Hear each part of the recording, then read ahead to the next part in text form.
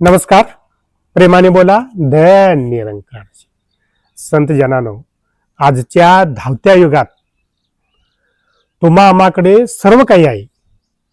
म्हणजे गाडी आहे, पैसा आहे, पक्क घर आहे, स्मार्टफोन आहे, अशा अनेक सुखसुविधा आहेत. पण एक गोष्ट मात्र आपण हरवत चाललो आहे, आणि ती आहे मनाची शांतता. दिवसभर डोक्यात चाललेली चिडचिड, चिंता, काळजी यामुळे सुद्धा आपण अनेकदा अस्वस्थ असतो. पण तुम्हाला माहित आहे का, या सगळ्यावर एक साधा सोपा आणि मोफत उपाय आहे, आणि तो उपाय आहे नामस्मरण. निरंकारी मिशनमध्ये नामस्मरणाला खूप महत्व आहे. आजच्या या व्हिडिओमध्ये आपण पाहूया नामस्मरण म्हणजे नक्की काय, नामस्मरणाचे आपल्या जीवनातील महत्व आणि ते कसं घ्यायचं याच्यावर सविस्तर विचार करणार आहोत. तरी हा व्हिडिओ शेवटपर्यंत बघा, कारण तुमचा जीवनाकडे बघण्याचा दृष्टिकोन नक्की बदलेल. प्रेमाने बोला. सगळ्यात आधी समजावून घेऊया की नामस्मरण म्हणजे काय. बऱ्याच जणांना वाटतं देवासमोर बसून देवाचं नाव पुटपुटत राहणं, पण निरंकारी मिशन म्हणतं नामस्मरण म्हणजे शब्दाची पोपटपंची नव्हे. निरंकारी मिशन म्हणतं की तुम्ही ज्या देवाची भक्ती करता किंवा ज्या देवाचं नामस्मरण करता त्या देवाला पहिल्यांदा ओळखून घ्या, म्हणजे ब्रह्मज्ञान घ्या. आणि एकदा का त्या देवाला तुम्ही ओळखलात की त्याला मनात स्थान द्या, आणि मग त्याचं नाव कायम स्मरणात ठेवा. हेच तर खरं नामस्मरण आहे. म्हणजेच एकाला जाणा, एकाला माना आणि एक व्हा. जेव्हा आपण म्हणतो तूही निरंकार, मै तेरी शरणा, मैनू भक्षलो, म्हणजे हे निराकार प्रभू, मी तुला शरणे आलो आहे, तू मला क्षमा कर, असं ज्यावेळी पुन्हा पुन्हा म्हणत राहतो त्यावेळी आपल्यातला अहंकार नष्ट होतो आणि मनाला शांतता मिळते. प्रेमाने बोला. नामस्मरण म्हणजे त्या ईश्वराला कायम आठवत राहणं आणि त्यांनी जे जीवन दिलं त्याबद्दल कृतज्ञ राहणं, धन्यवाद देणं किंवा त्या देवाला थँक्यू म्हणणं. आता आपण विचार करूया नामस्मरणाचे महत्व काय. पहिलं महत्व मनाची स्थिरता. नामस्मरण केल्याने मनामध्ये कायम स्थिरता राहते. म्हणजे कैशी व्यवस्थिती एक जैशी हो परिस्थिती.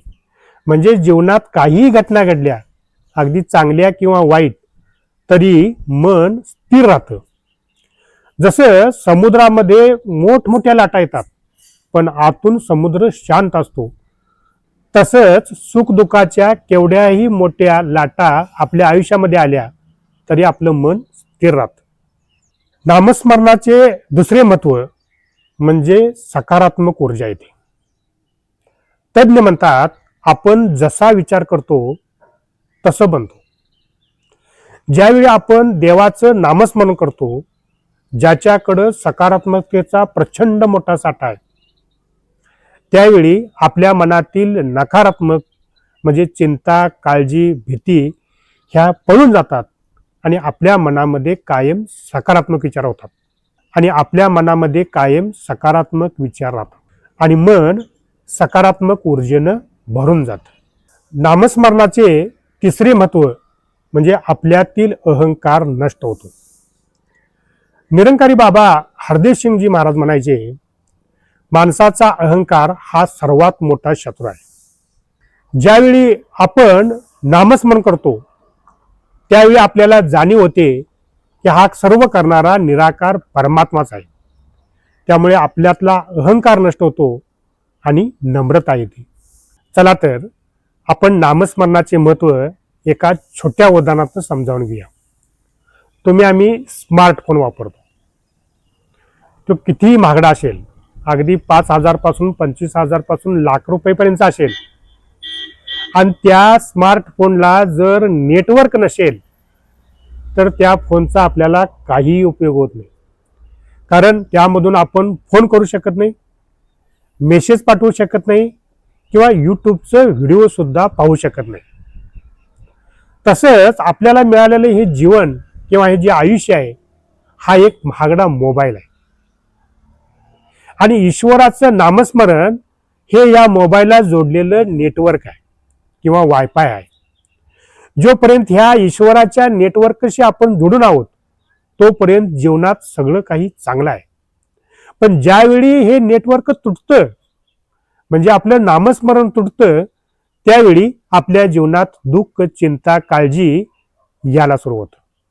म्हणून ह्या ईश्वरी नेटवर्कशी जोडून राहणं गरजेचं आहे. निरंकारी मिशनमध्ये सांगितलं जातं जसं भुकेल्या पोटी अन्नाची गरज असते तसं आत्म्याला नामस्मरणाची गरज असते. जसा मासा पाण्याशिवाय राहू शकत नाही तसा भक्त नामस्मरणाशिवाय जगू शकत नाही. म्हणून संत तुकाराम महाराज म्हणतात, नामस्मरणाचे सुख हटेल सर्व दुःख शोक. शिमरण हेच कवच भारी रक्षण करील संकटावारी. मना मिळे शांती थोर आठवता त्यो निरंकार. तुका म्हणे नामसार तेने सुधरे हा संसार. म्हणजेच शुद्ध मनाने केलेले नामस्मरण हेच सर्व सुखाचे सार आहे. आता तुमच्या मनात प्रश्न आला असेल की महाराज आमच्याकडे आधीच कामाचा लोड आहे आणि मग आम्ही देवासमोर बसून तासन तास नामस्मरण कसे करणार. निरंकारी मिशनची शिकवण आहे की नामस्मरण करण्यासाठी कुठं विशिष्ट ठिकाणी बसण्याची गरज नाही. तर तुम्ही ज्यावेळी ट्रेनमध्ये असाल, बसमध्ये असाल, ऑफिसमध्ये असाल तिथं सुद्धा मनातल्या मनात देवाचं नामस्मरण करू शकता. स्वयंपाक करताना किंवा घरची इतर कामं करताना सुद्धा मनातल्या मनात नामस्मरण करू शकता.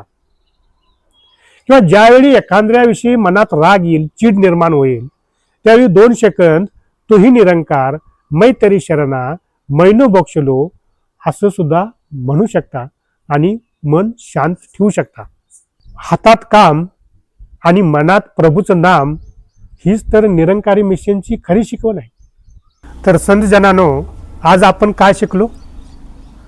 नामस्मरण म्हणजे दुसरं तिसरं काही नसून त्या परमपिता परमात्म्याला थँक्यू म्हणणं किंवा त्याच्याशी कायम जोडून राहणं. मग आजपासून एक नियम करूया. सकाळी एक 5 मिनटं, संध्याकाळी एक 5 मिनटं त्या निराकार परमात्म्याचं नामस्मरण करूया. तूही निरंकार मै तेरी शरणा मैनो बक्षलो असं रोज सकाळी आणि संध्याकाळी नामस्मरण करूया. बघा तुम्हाला तुमच्या आयुष्यात नक्की फरक जाणवेल. आपलं जीवन सुंदर बनेल. बघा काही दिवसातच तुमच्या घरात आणि मनात एक शांतता नांदेल आणि त्याचा अनुभव तुम्हा स्वतःला येईल. तुम्हाला हे आजचे निरंकारी विचार कसे वाटले हे कमेंटमध्ये सांगा. आणि हे विचार ऐकून तुमच्या मनाला थोडी जरी शांतता मिळाली असेल तर लाईक करा, तुमच्या मित्रपरिवारामध्ये शेअर करा आणि अशा सुंदर आध्यात्मिक आणि मोटिवेशनल व्हिडिओसाठी चॅनेलला सबस्क्राईब करा. चला भेटूया पुढच्या व्हिडिओत अशाच एका सुंदर विचारासाठी. तोपर्यंत हसत राहा, मजेत राहा, नामस्मरण करत राहा. प्रेमाने बोला. दया निरंकार.